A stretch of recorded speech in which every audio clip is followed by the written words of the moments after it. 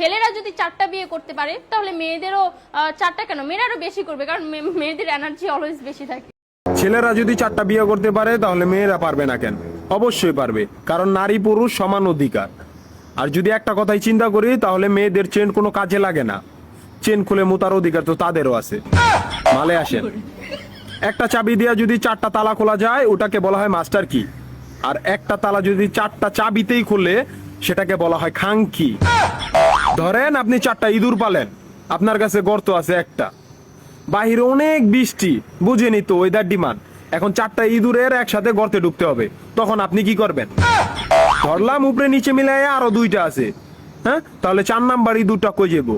কানের ফুটা দা না নাকের ফুটা দিয়া? হ্যাঁ, তার মধ্যে মাসের মধ্যে 7 দিন থাকে লকডাউন।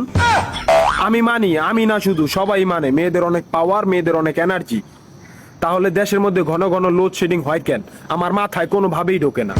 একটা ছেলে যদি 4টা বিয়ে করে, 4টা ঘরে যদি 10টা সন্তান থাকে, তারপরও বাপের নামে একটাই থাকবো।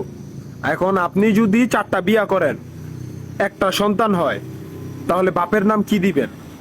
সলিমুদ্দিন, কলিমুদ্দিন, আনোয়ার, মনোয়ার, নাকি গড়ে মিলাইয়া জানোয়ার? আপনি কি নারী না ঢাকা শহরের লোকাল গাড়ি?